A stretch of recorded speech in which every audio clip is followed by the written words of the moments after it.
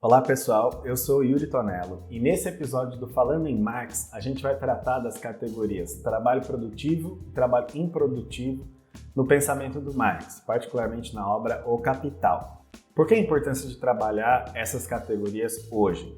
Em primeiro lugar, porque entender a dimensão do trabalho produtivo no Marx é entender o trabalho que gera mais-valia, onde estão as principais concentrações da produção do mais-valor na atualidade e, desse ponto de vista, como os trabalhadores podem afetar a produção, a acumulação de capital. Quais são os pontos estratégicos, as posições estratégicas. Por outro lado, tem sido muito debatido na atualidade, particularmente a partir da teoria da reprodução social, mas também por outras teorias, o lugar da reprodução da força de trabalho, o trabalho doméstico, dentro do esquema geral de acumulação. E as categorias que são mobilizadas, às vezes corretamente, às vezes incorretamente, são as categorias do Marx. Então a gente vai tentar explicar também bem essas categorias para ajudar nesse debate.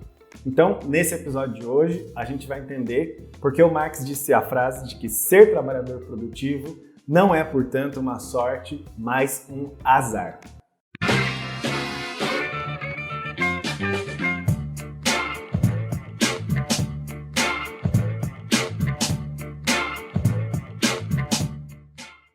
Então, a gente vai passar aqui nesse episódio por três elementos.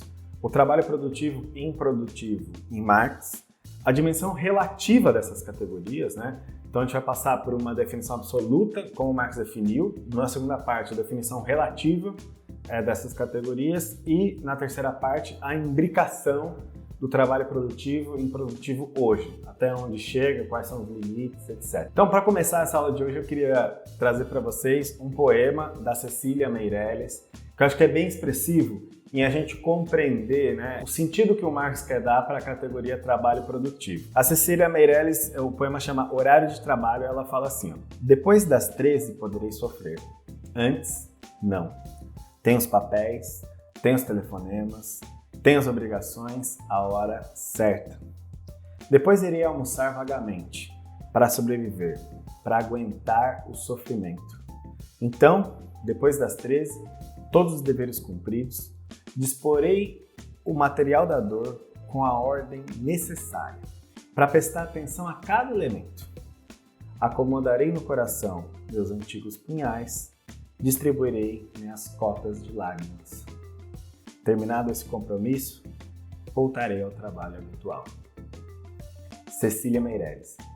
Então, esse poema ele é muito interessante porque ele dá uma certa dimensão, da gente imaginar o que é o produtivo dentro do capitalismo. A gente vive nessa certa prisão das relações de capital em que a nossa capacidade de trabalhar, a nossa capacidade mental, psicológica, artística, nossos nervos, músculos, corpo, está submetido a uma determinada lógica de produção e mercantilização das coisas.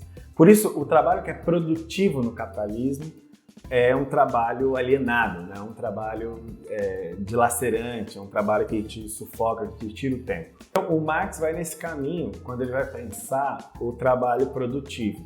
Porque lá no Capital, nos primeiros momentos do livro, ele também dialoga com a primeira percepção, O trabalho produtivo é aquele que produz alguma coisa. Mas quando ele vai avançando na compreensão, na exposição sobre os mecanismos do capital, de como funciona a nossa sociedade, ele vai chegar à conclusão de que o trabalho produtivo no capitalismo é o que gera mais valia.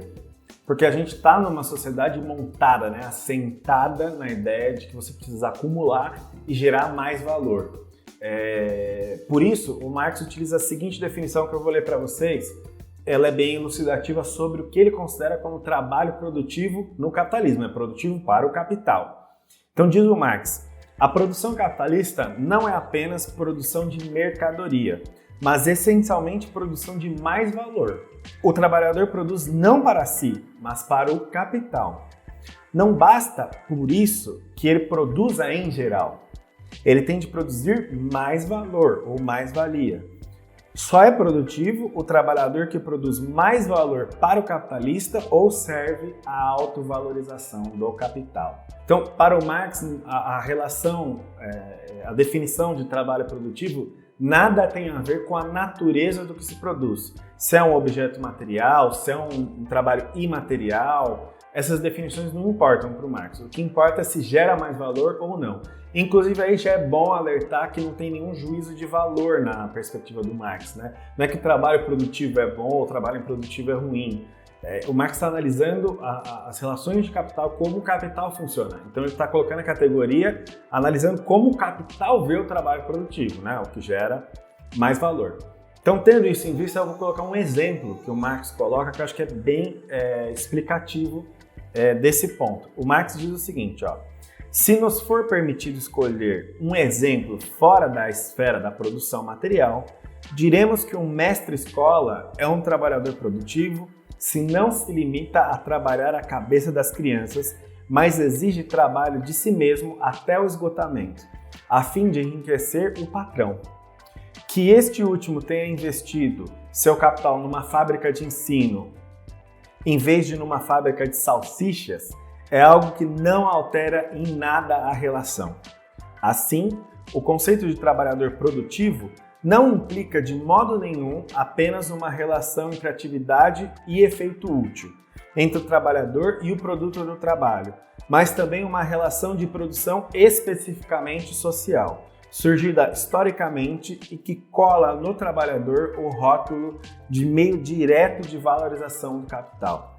Então, eu vou dar um exemplo, pegando esse que o Marx tratou. Ambas passagens estão no capítulo 14 do livro 1 do Capital, que é do mestre-escola, né, do professor, que acho que ele é sensível, ele é ilustrativo para a gente. O Marx está querendo dizer que o trabalho produtivo, então, como a gente colocou, não tem a ver com a natureza do trabalho, né? Então, todo mundo talvez já teve a experiência de ensinar um colega, um amigo, um parente, um filho, alguma coisa. Isso não é um trabalho produtivo, não gera mais valor, gera uma relação, né, de ensino entre uma pessoa e outra. Agora, se você que fez esse ensino fizer uma espécie de palestra ou uma aula e for remunerado por isso, por exemplo, uma conferência para uma determinada escola, você vai ser remunerado por essa escola ou por um coletivo qualquer por aquela palestra, mas você não vai criar nenhum vínculo com a escola e talvez o objetivo seja estritamente de você transmitir o seu conteúdo. Então você vai ser assalariado, mas o seu trabalho vai ser improdutivo. Por exemplo, você está dando uma palestra sobre um determinado tema para um conjunto de trabalhadores de uma fábrica, né? É para aqueles trabalhadores aprenderem, é bom, mas é um gasto que o capitalista toma como improdutivo.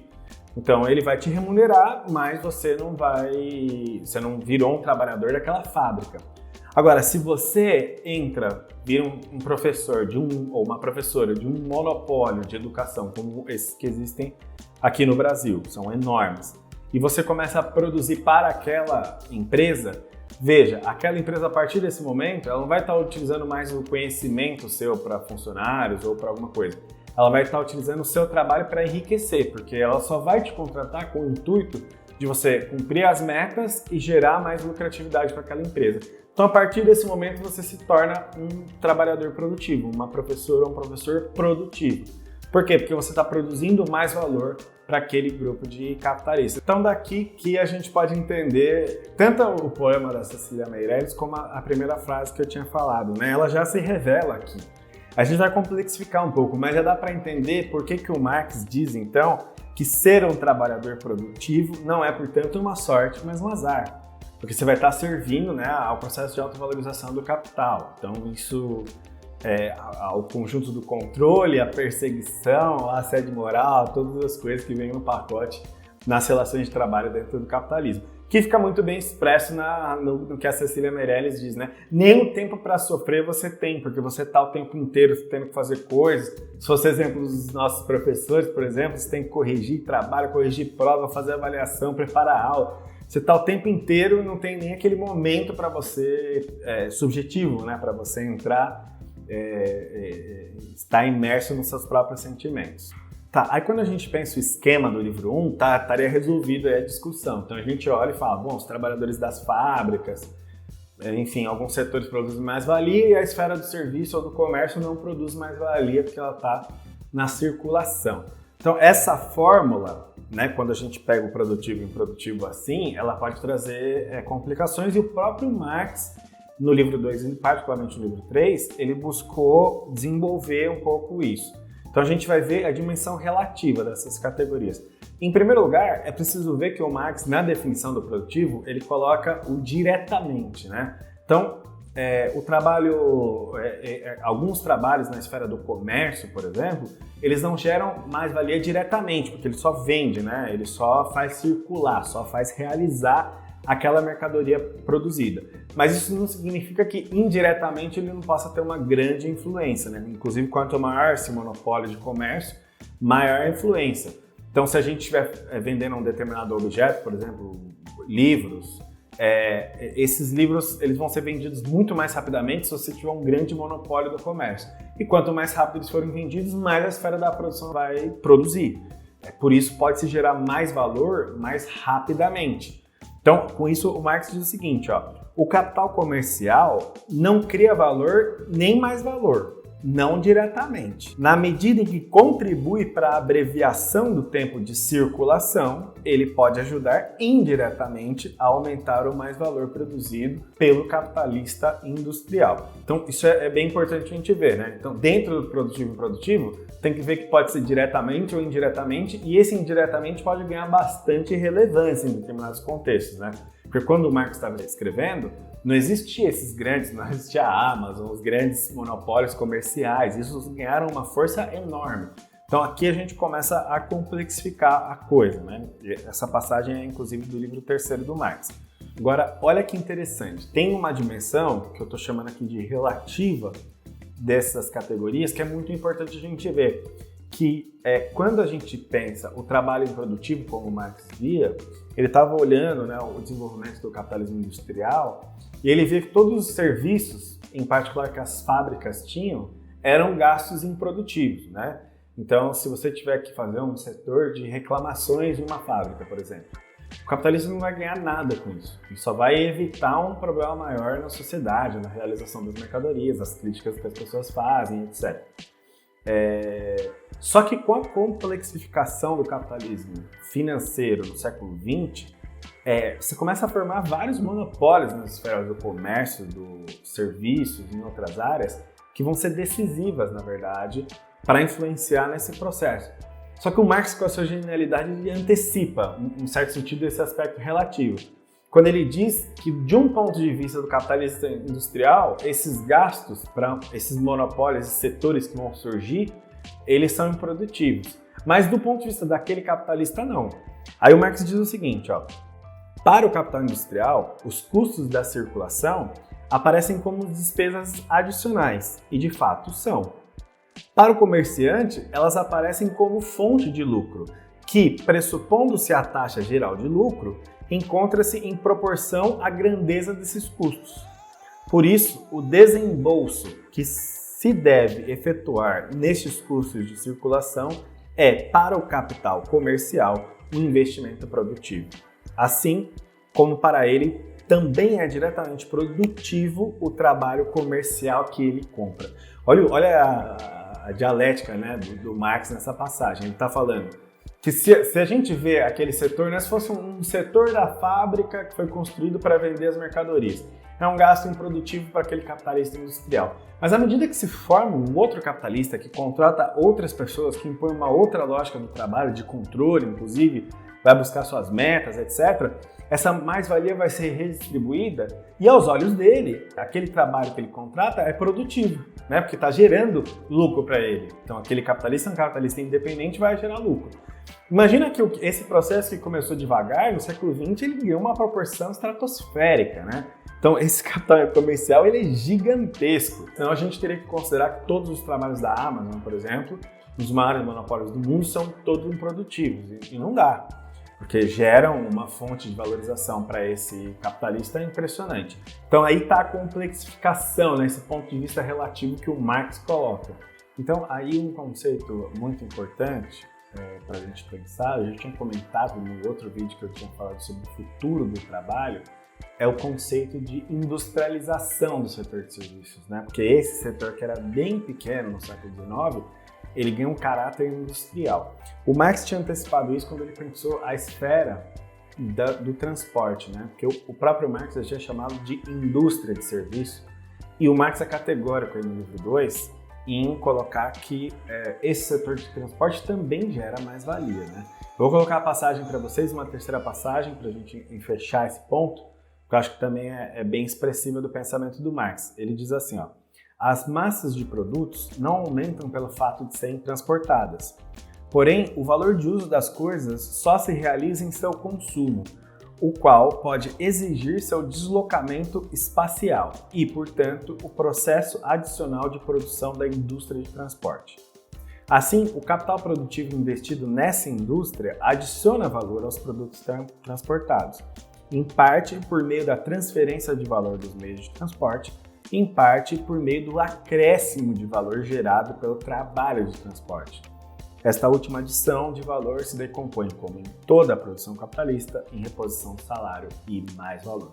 Então, aqui o Marx é explícito, categórico, em como, na esfera do transporte, se pode desenvolver uma indústria que também produz mais valor, né? Afinal de contas, uma mercadoria num local e ela em outro local, no tempo e espaço muito distinto, exige um trabalho de transporte e esse trabalho agrega, de certa forma, mais valor para as mercadorias. Essa é a ideia que o Marx coloca. Então, daqui que a gente pode ver que com a complexificação do setor de transporte, do setor comercial, você tem uma imbricação maior entre a esfera industrial e a esfera do comércio e dos serviços de transporte em geral, certo?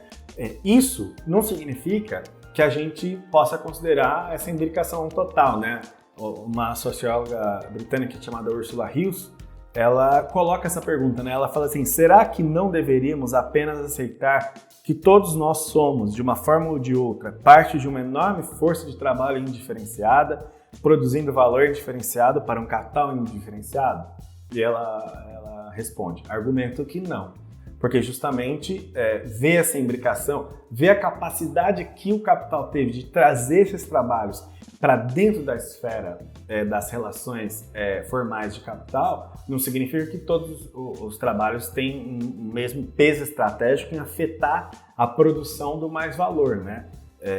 Então, o que a gente está mostrando é a capacidade que o capitalismo teve, mas ainda a diferença é muito importante. Então, o exemplo que eu dei do professor, né? Então quer dizer que se eu ensino na pandemia o meu filho ou um parente aqui em casa. Então se eu fizer uma greve, sou um trabalhador produtivo? Não, isso não vai afetar o capital da mesma maneira que um conjunto de professores paralisando uma universidade inteira de um grande monopólio poderiam afetar, né? São processos de natureza distinta. E eu até diria que mesmo essa aula, né, a maneira que influencia um professor nessa situação é diferente, por exemplo, de um trabalhador metroviário, de alguns complexos fabris, em que quando você vê que acontece a greve, afeta o conjunto da cidade, no caso dos transportes, né, ou numa fábrica, influencia uma grande quantidade de dinheiro das mercadorias que deixam de ser produzidas. Então essas greves têm um poder de fogo rápido, né? Então, essencialmente, repassando, essa é a dimensão que a gente queria colocar.